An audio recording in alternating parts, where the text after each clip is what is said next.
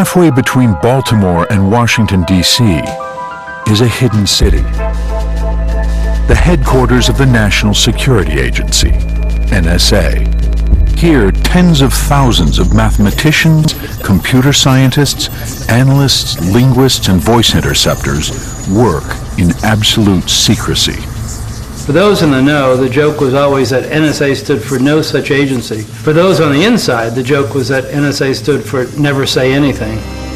NSA's job to secretly listen in on telephone conversations, email communications, anything and everything that might warn of plots to do harm.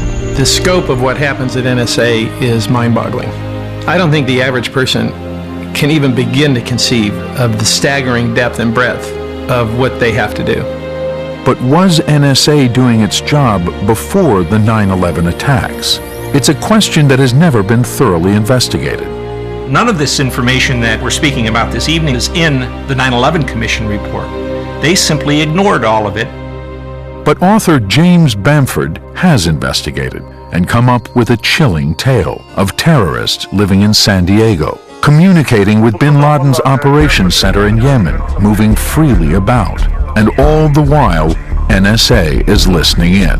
But the NSA never alerted any other agency that the terrorists were in the United States and moving across the country towards Washington.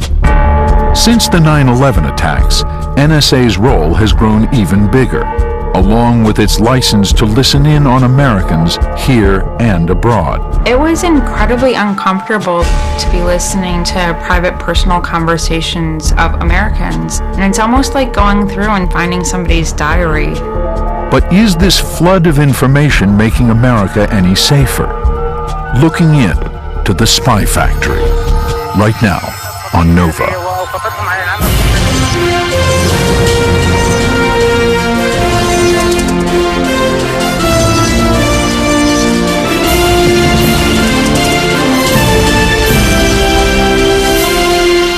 Major funding for Nova is provided by the following. 15 minutes between Braddock Road and 66 and at St. Barnabas Road. DC 295 split. The other southbound Baltimore-Washington Parkway as you come up on Route 50. On the southbound lane of the Baltimore-Washington Parkway, traffic is stalled as commuters crowd down a special restricted exit that disappears into the thick woods. Beyond, hidden from view and protected by electrified fences and heavily armed guards, is the largest, most secret, and most technologically advanced intelligence agency in the world, the National Security Agency, NSA. Its mission, making and breaking codes, tapping into foreign signals, sifting through the international phone calls, emails, text, and instant messages that blanket the modern world. Every day, more than 20,000 people flood into this secret city. Unlike undercover CIA operatives spying in hostile territory, NSA's spies use technology in what is believed to be the largest collection of mathematicians, linguists, and computer scientists on the planet. Author James Bamford has written about NSA for the past 25 years. For those in the know, the joke was always that NSA stood for no such agency. For those on the inside, the joke was that NSA stood for never say anything. During the Cold War, NSA circled nearly the entire Soviet Union with listening posts to intercept military and diplomatic communications.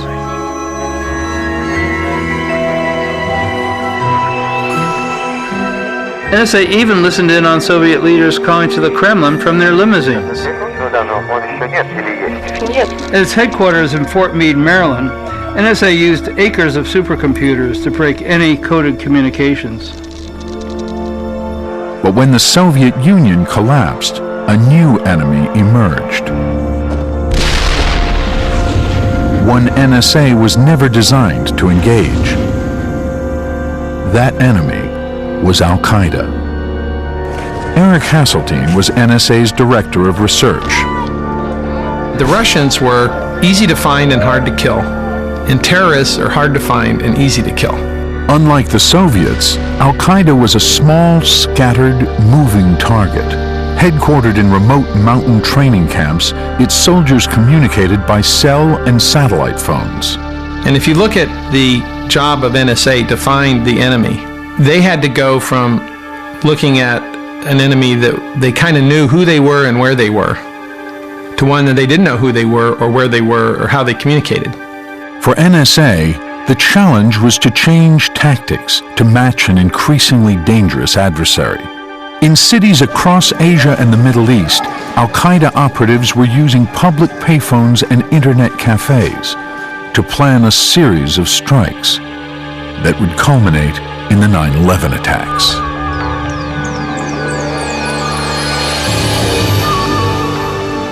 At that point, it was a race. It was a race between how much could we rebuild and have the type of capabilities that you need against an individual or a small group of individuals who operate around the world and pay little attention to borders. Can you do that, and can you rebuild the intelligence community in time? Those questions still resonate today. Was the National Security Agency, the organization responsible for intercepting foreign calls and messages, listening in on Al-Qaeda prior to 9/11? What role did the NSA play? And are we any safer today?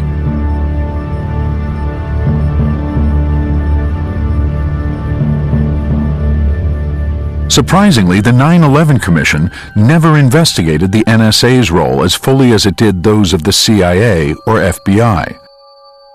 But by carefully piecing together a variety of unclassified public records, the story of NSA and its role in the war on terror emerges.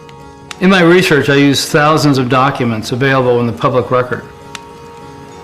They included intelligence agency memos, transcripts of terrorist trials, and a secret FBI chronology of the 9/11 terrorist movements obtained under the Freedom of Information Act. One fact is clear from these sources: they were monitoring the Al-Qaeda leader long before 9/11.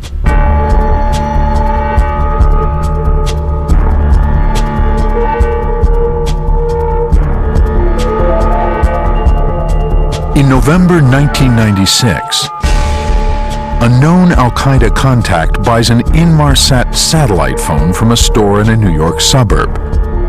That phone is for Osama bin Laden. Once he starts dialing from Afghanistan, NSA's listening posts quickly tap into his conversations.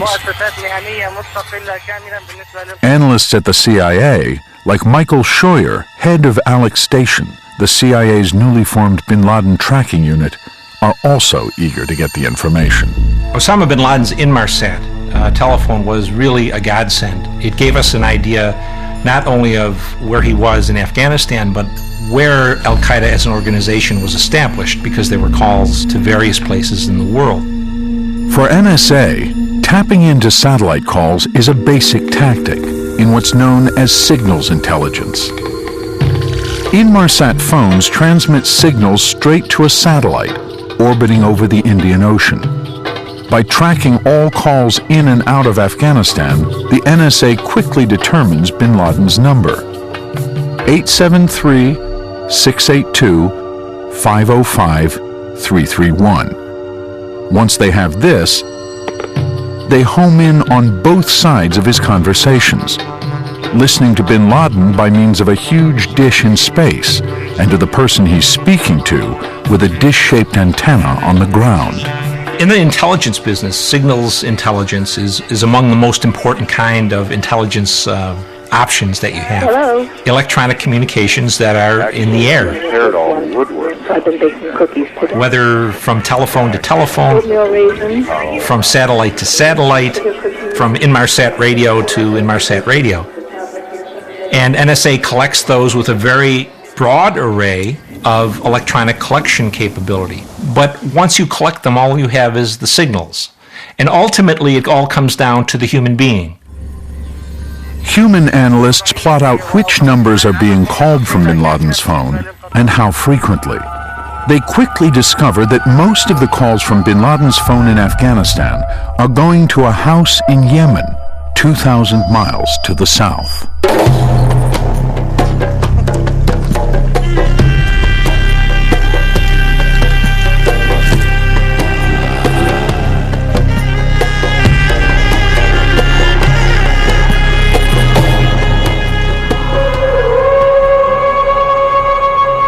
Yemen is central to understanding how al-Qaeda operates. It's where Osama bin Laden's father was born and raised.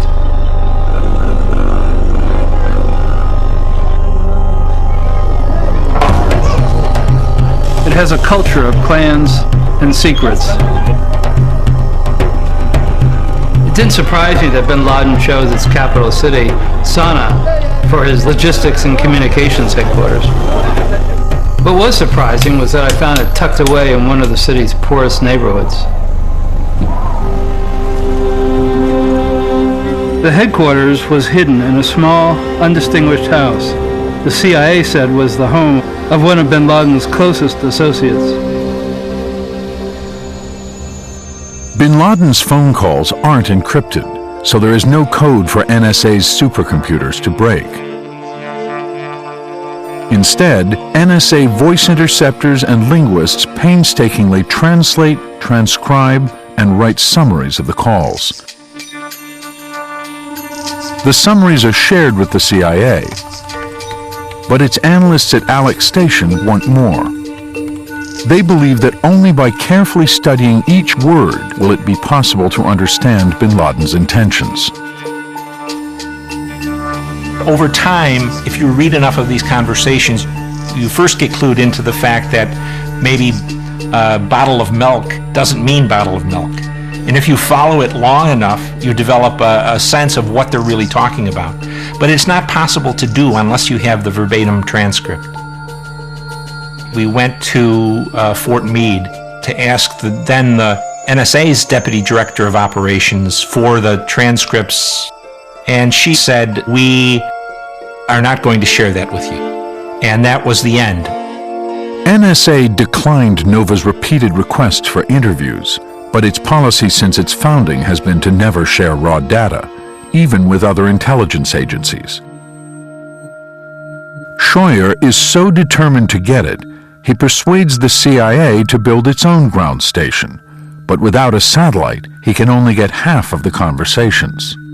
We would collect it, translate it, send it to NSA and ask for them for the other half of it so we could better understand it, but we never got it.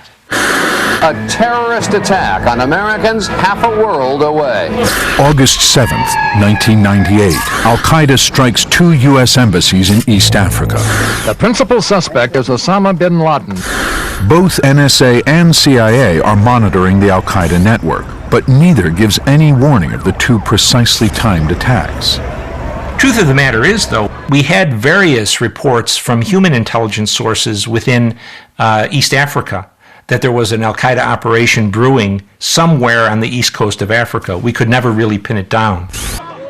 The embassy attacks are technically on American soil, so the FBI is called in and finds out about the house in Yemen. I first learned about the communications center in Yemen when I got to Nairobi after the embassy bombing there. That house was a focal point for operatives in the field to call in. That number would then contact bin Laden to pass along information and receive instruction back. With only a handful of ways to pin down bin Laden's location, reconnaissance satellites, spies on the ground, and signals intelligence, NSA's expertise is becoming increasingly important. If you've only got very few people who are hiding out in a cave somewhere, you're looking for a very small target and very few targets, as opposed to a big army division or a big missile complex. So imagery intelligence was of relatively less value. Human intelligence in an environment where a terrorist network is all relatives, blood relatives, it becomes tougher to get information in that kind of network. I think one interpretation was that NSA understood that they were becoming more important in the grand scheme of things in the war on terror. An American ship is attacked in Yemen. October 12, 2000, Al-Qaeda strikes again. This time it's an attack on the USS Cole, moored off the coast of Yemen. Yemen's Port Authority had been penetrated. Immediately suspect Osama bin Laden. Once again, the U.S. intelligence community fails to give a timely warning of the attack. Frank Blanco, NSA's executive director at the time, says NSA was still confronting terrorist tactics with Cold War technology. You've got targets that are very mobile. They use a variety of communications, which are cell phones, laptops.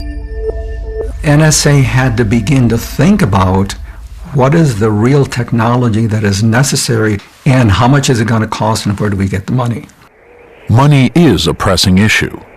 After the Cold War, Congress had reduced NSA's budget by a third, while criticizing it for violating privacy laws. Concerned about the privacy rights of American citizens. There is no legitimate excuse for that. It is intolerable to think of the United States government, of Big Brother, or anybody else.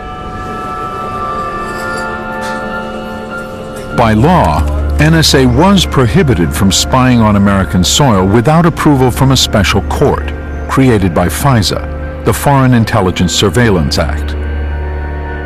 When I interviewed General Michael Hayden, the head of the NSA, I was surprised when he told me that they were monitoring less than half a dozen people in the United States. He was very busy fighting Hollywood's image of NSA, like you saw in the movie Enemy of the State.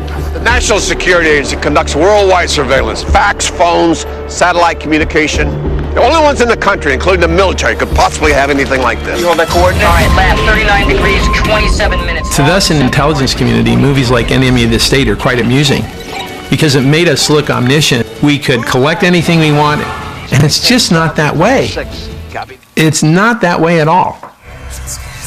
You may collect a lot of stuff, but you don't know what you've got. Really, the biggest technology challenge was how do you deal with volumes of information like that? And find dots, connect dots, understand dots. That's the problem. In late December 1999, NSA finds one very important dot. It intercepts an alarming call to the house in Yemen, instructing two Al-Qaeda foot soldiers to fly to Kuala Lumpur, Malaysia, for what sounds like a terrorist summit. The foot soldiers are Khalid al-Midar and Nawaf al-Hazmi. This is the phone call that sets in motion the 9/11 attacks. After picking up this critical call, NSA passed on their first names to the FBI and the CIA, but not their last names. Nawaf's last name had been in NSA's database for over a year because of his association with bin Laden's operations center in Yemen. But apparently the NSA never looked it up. The CIA does find al-Midar's name in its database. They ask security agents to make a copy of his passport as he passes through a checkpoint in Dubai. When analysts at CIA headquarters see it, they are astonished to find a valid U.S. visa inside. Alex Station, the CIA's bin Laden unit, now has two FBI agents detailed to it, Doug Miller and Mark Rossini. Once they arrived in Kuala Lumpur, of course, CIA requested the intelligence service over there in Malaysia to conduct surveillance of these subjects and find out as much as they can. They took photographs, followed them, and you read from that one of the individuals had a visa to come to the U.S. Fearing an al-Qaeda terrorist may be headed to the U.S., the agents are determined to tell the FBI, but a CIA official will not allow it. I guess I was the more senior agent. So I went up to the individual that had the ticket on the Yemeni cell, the Yemeni operatives, and I said to her, I said, what's going on?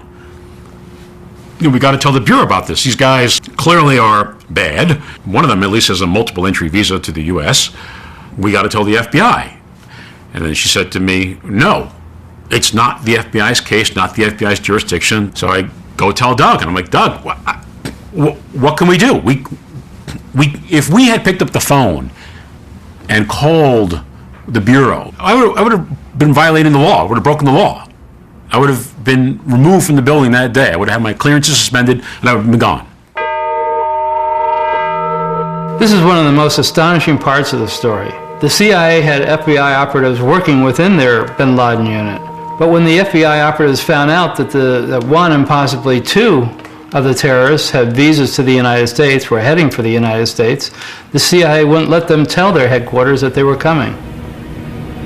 Only the FBI could have put out alerts to stop Khalid al-Mihdhar and Nawaf al-Hazmi if they tried to enter the United States. January 15th, 2000, Los Angeles International Airport. United Airlines Flight 2 arrives from Bangkok, where the CIA lost al-Mihdhar and al-Hazmi's trail. They pass through U.S. immigration undetected. Within 2 weeks, they move into the anonymity of a San Diego suburb. The FBI put together its chronology as part of its investigation into the 9/11 attack. The timeline, the declassified copy, is the movements and the activities of the hijackers while they're in the U.S., hiding in plain sight. They get driver's licenses in their own names. They use a local bank to pick up international wire transfers from a known al-Qaeda finance chief. Their telephone number is even listed in the San Diego White Pages. Al-Hazmi, Nawaf M. 858-279-5919. The CIA was forbidden from operating within the United States, and the FBI didn't know they were here. So the only way to track the terrorists was if NSA continued to monitor their conversations as they called back to the house in Yemen. But 9 days after al-Hazmi and al-Mihdhar arrive in California, the NSA has a catastrophic failure. I remember getting a phone call on January 24th, 2000 that began with, "We have a problem."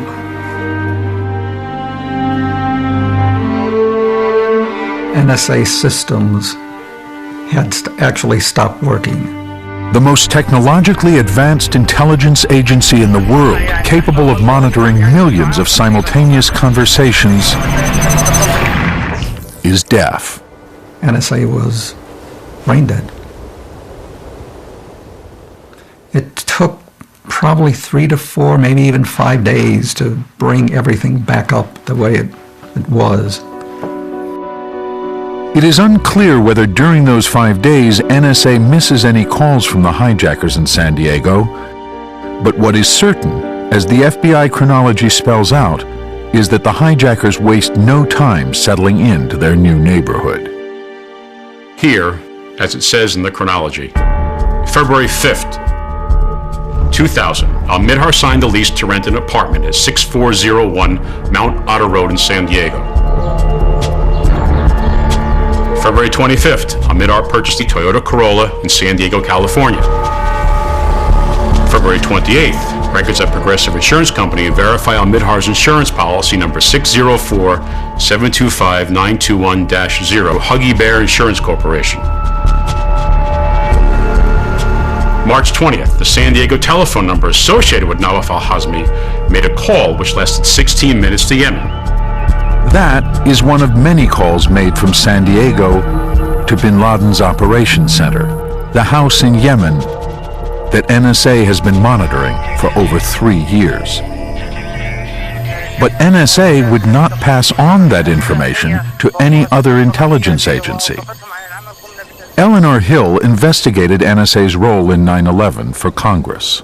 We were very surprised to learn that, they had this information, and if there are contacts from known terrorists in the United States with terrorist facilities abroad, that's exactly the kind of information our intelligence community needs to have.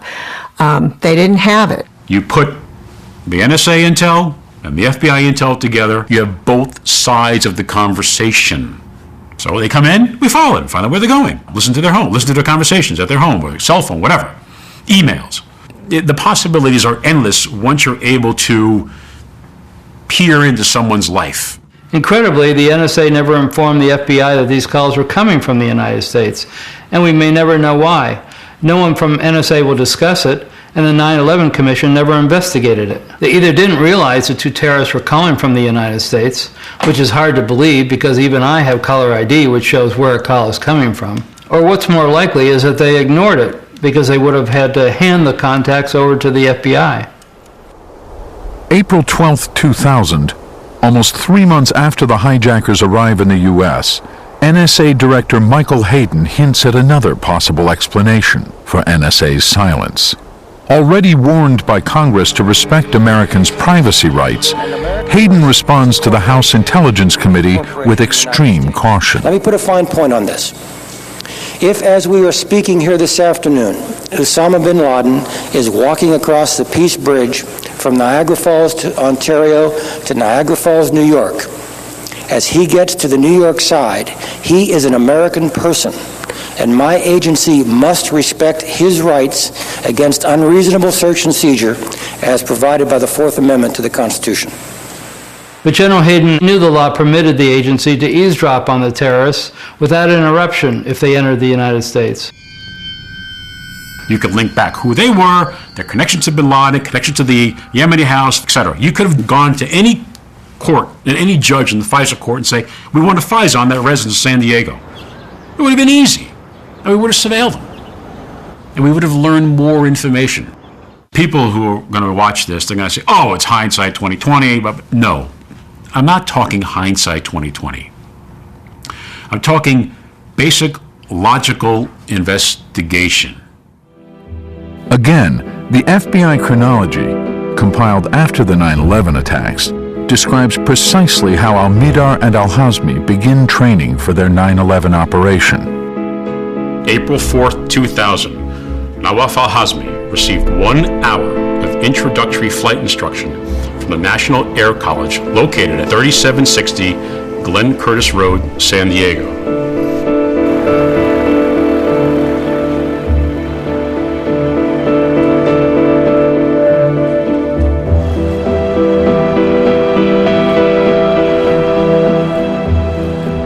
May 4th, Khalid al-Midhar debit card purchase, 2 Jepson training kits.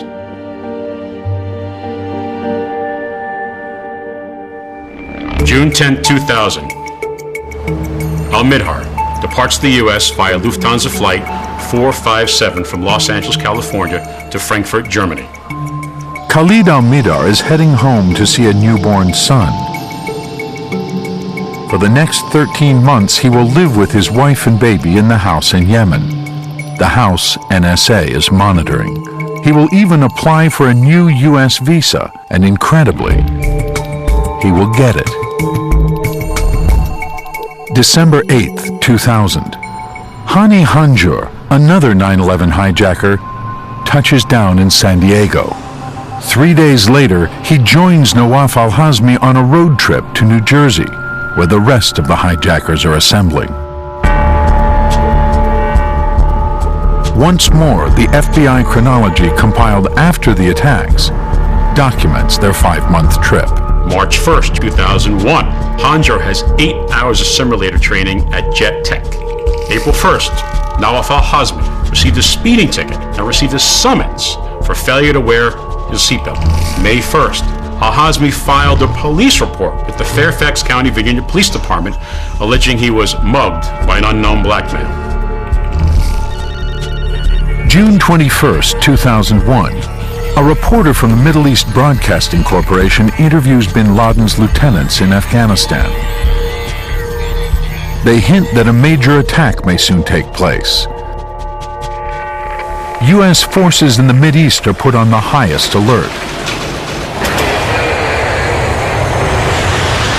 After the interview is released, NSA's traffic analysis detects a huge spike of threatening communications. there was a great anticipation that there was going to be an attack on U.S. interests by al-Qaeda, most people believed it was going to be overseas.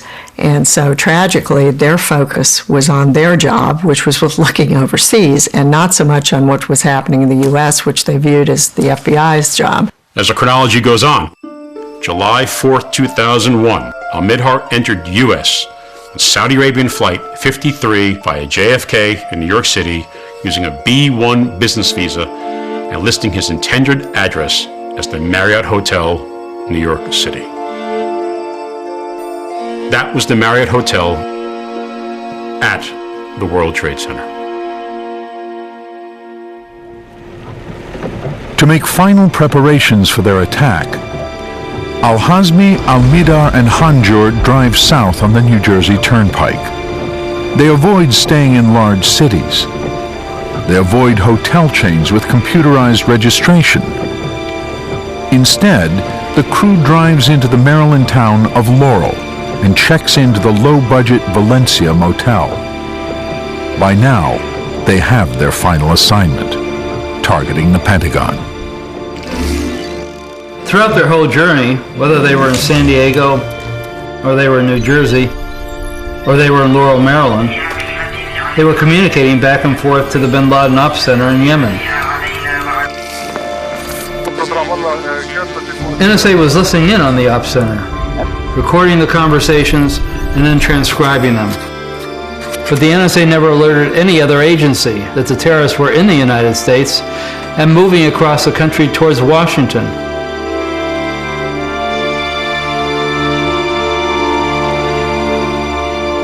On the face of it, Laurel, Maryland looks like a typical Washington suburb. What's very different is that this town happens to be right next door to NSA's headquarters. While NSA has detected a spike in communications threatening an imminent attack, bin Laden's hitmen have taken refuge right in their own backyard.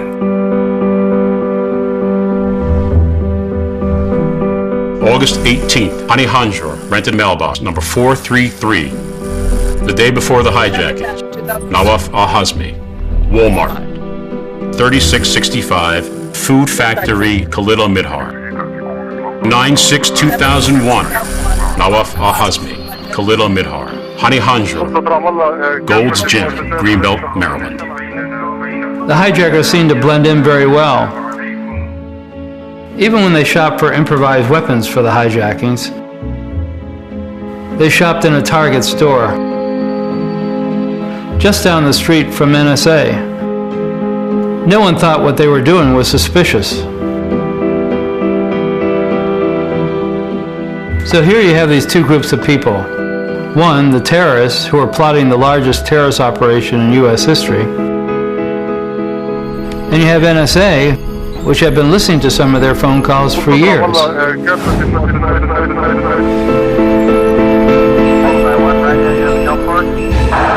And now they're living side by side, neither of them knowing that the other is there.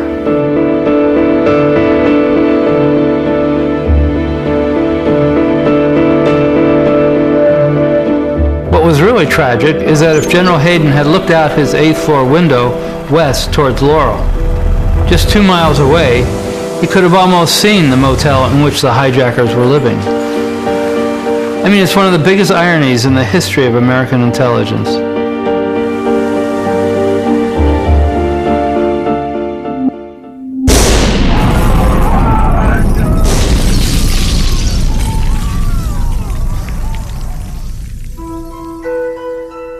On the day of the 9/11 attacks, most of NSA's employees are ordered to leave their headquarters. Afraid that NSA might be another target, some of the few who remain move from their upstairs offices to lower floors. Others tack up black curtains to block their windows. They seem to have no idea what their own agency and the CIA both knew, but had said nothing about. Had we been able to realize how significant that was, put it together, and get it to the agencies who could have made use of it in time, would there have been a different end to the 9/11 story? I can't come up with a rational reason why I didn't break the rules and pick up the phone and tell that the hijackers or really bad guys are in the U.S. And I don't know if I'll ever be able to come to terms with that. I don't know. I really don't know.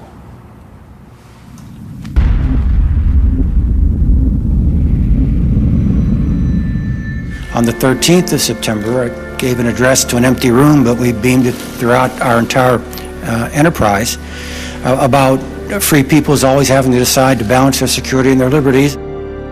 And then I told the workforce there are going to be a lot of pressures to push that banner down toward security. And our job at NSA was to keep America free by making Americans feel safe again. Those pressures aren't long in coming.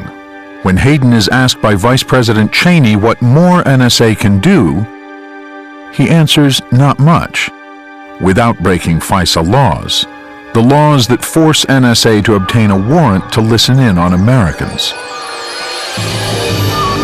3 weeks after the attacks, President Bush bypasses those laws by secretly issuing an executive order. NSA will no longer have to worry about obtaining warrants to eavesdrop inside America.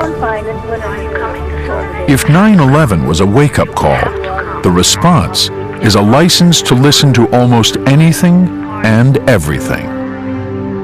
And part of that wake-up call, certainly right after 9/11, included the fact that you needed to take some strict measures. You needed to take some action that would allow you to not let that happen again. But to make the new program work, Hayden must finally bring the National Security Agency into the modern age. The backbone of global communications had moved from easily intercepted satellite signals in space to fiber optic cables buried under the ocean. To understand the challenge NSA faces, NOVA follows one email message as it circles the globe. In Malaysia's capital city of Kuala Lumpur, James Bamford is researching al-Qaeda's communications network.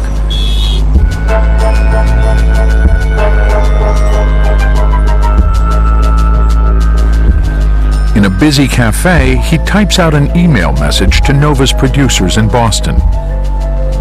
Bamford's message is harmless, but contains the kinds of keywords and phrases that NSA supercomputers are programmed to detect. Phrases like blow up the White House, destroy the Capitol building, biological warfare. When he presses send, Bamford's message is instantly mixed in with dozens of other messages on the same wireless network. Then routed to a large telecommunications center in the city. There, voice calls are converted from analog to digital signals and streamed as pulses of light through a fiber optic cable that dives into the South China Sea off Malaysia's coast. Along the way, Bamford's message is merged with thousands of phone calls, emails, and faxes in dozens of languages from hundreds of Asian cities.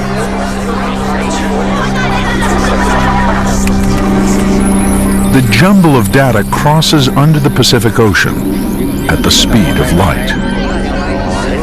Just 0.05 of a second after the message was sent, it comes ashore 6 feet under this lonely stretch of California beach near Morro Bay.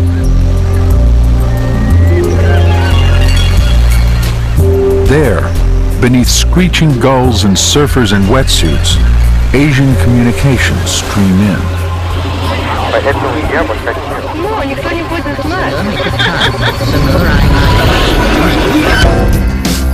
A few miles inland, the message passes through a small, nondescript building near San Luis Obispo. If you want to tap into international communications, it seems like the perfect place is San Luis Obispo. That's where 80% of all communications from Asia enter the United States. But under NSA's new orders, they don't tap in here. Instead, the cables run straight from San Luis Obispo to a building in San Francisco.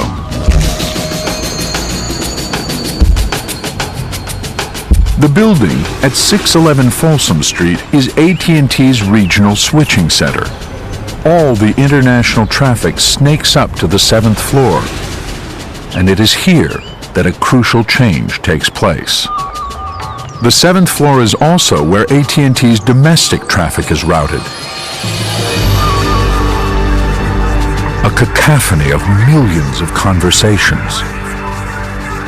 Cries and laughter, hopes and dreams, emails, faxes, bank statements, hotel reservations, love poems, and death notices. All sent by people from inside the United States. The only thing they have in common is a reasonable expectation of privacy. In 2003, an AT&T engineer notices that the cables on the 7th floor have been rerouted, and a mirror image of all the traffic, both domestic and international, is now being sent to a secret room 1 floor below. It was obvious that this was some kind of NSA installation. I figured out that what they were doing was a blind, wholesale copying of the entire internet data flow. And this meant randomly scooping up huge amounts of purely domestic data as well as international data.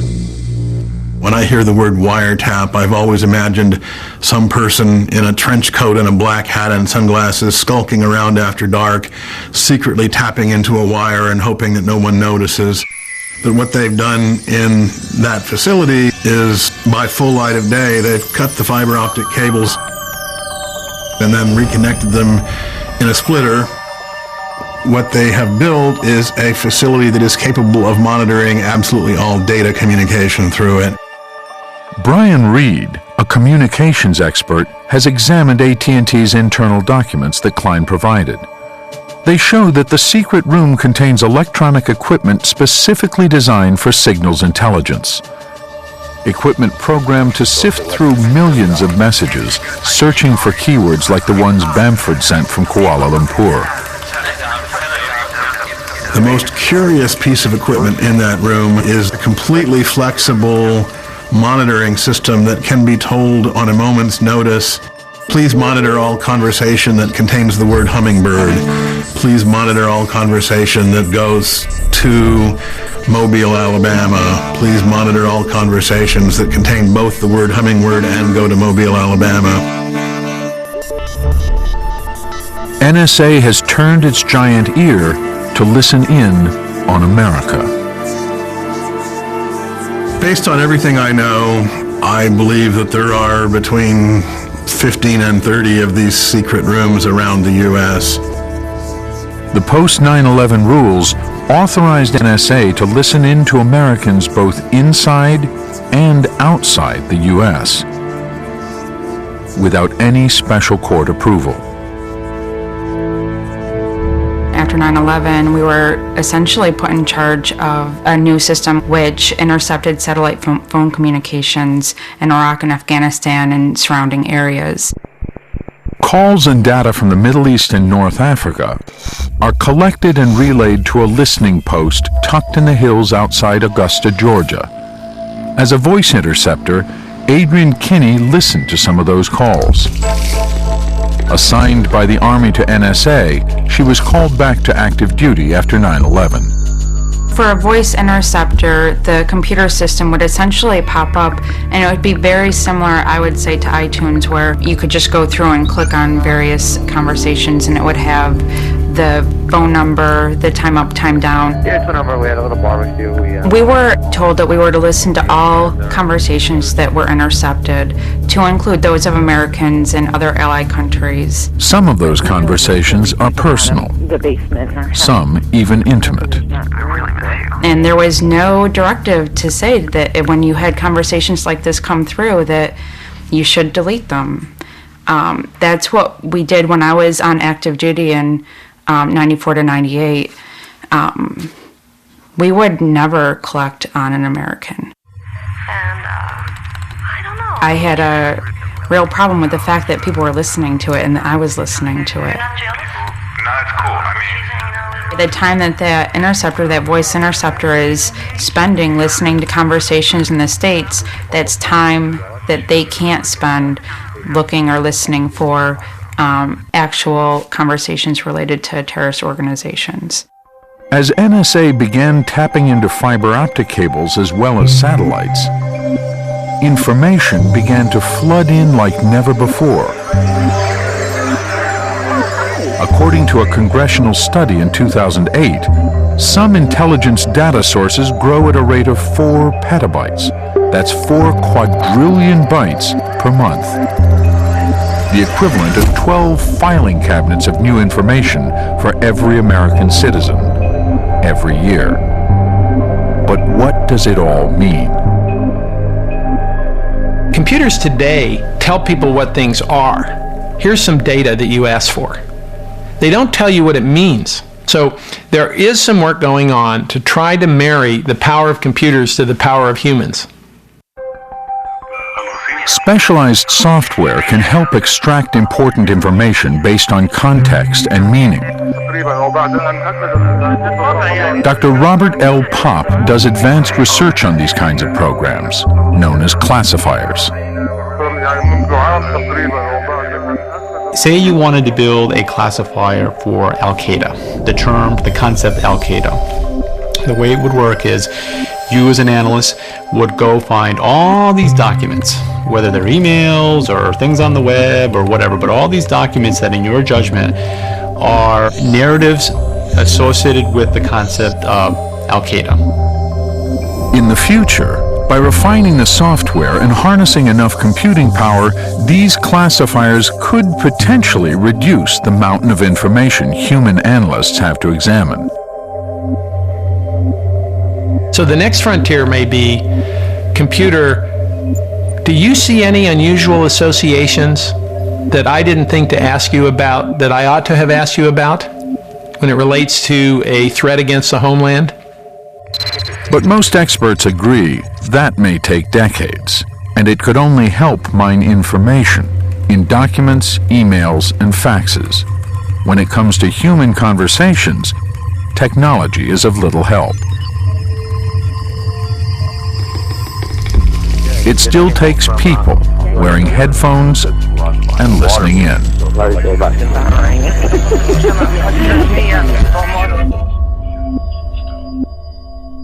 I decided a couple weeks after 9/11 to enlist and go to Arabic, and I hoped to go hunt Osama at that time. David Murphy Falk was one of the thousands of new linguists trained to work in the trenches of NSA's signals intelligence operations. NSA spends literally billions of dollars to obtain signals, to process them, move them from place to place without people knowing, to get them to an end user, a translator, who can make some sense of them and write up a transcription. What I found was a large number of translators simply not meeting minimal requirements in language skills, basically running some very expensive, very complicated equipment without the kind of knowledge or context that they would need to do that properly. Before 9/11, the budget for U.S. intelligence was $26.7 billion. By 2008, that budget nearly doubled. NSA's portion is secret, but believed to be over a third. More than the Departments of Treasury, Interior, or Labor. its ranks have swelled to over 35,000. Given all the additional money spent now on rebuilding the intelligence community and its capabilities, are we really safer as a nation? I think generally for me the answer is yes. The fact that we haven't had another attack, the fact that we have better coordination and better information sharing, are we to the point where we can relax and put our guard down? No. I think if we do, then we run the risk of changing the answer. It's very, very hard to draw a hard and fast line between where foreign intelligence stops and domestic intelligence starts. That doesn't mean that we want our foreign intelligence agencies on every street corner in America, but it does mean that you have to have very good communication and coordination between the foreign intelligence agencies like the CIA and NSA and our domestic agencies like the FBI. Because if you don't, things are going to slip between the cracks, and that's exactly what happened with 9/11.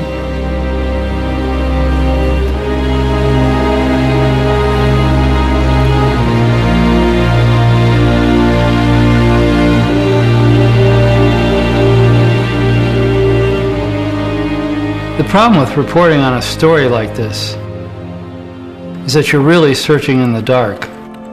There's no way to sit on the outside and really know what's going on the inside. And without an official inquiry, some questions can't be answered. Why did the NSA fail to act or pass on information that could have warned of 9/11? Why didn't it share information with the CIA and FBI that could possibly have stopped the plot? As for the question of whether we are any safer now than we were before, we should have been safe the way it was. NSA had all the information it needed to stop the hijackers, and it already had laws that allowed it to track them. So now with NSA's new rules, with all the money it's spent, with all the data it collects, is NSA doing a better job? Or is this job that much harder because it's just being flooded with data? How much information is enough? And won't too much information end up making the world more dangerous?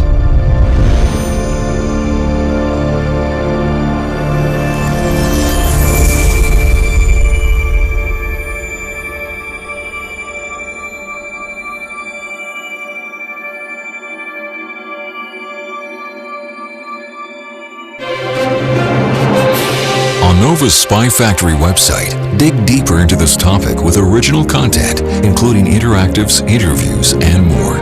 Find it on pbs.org.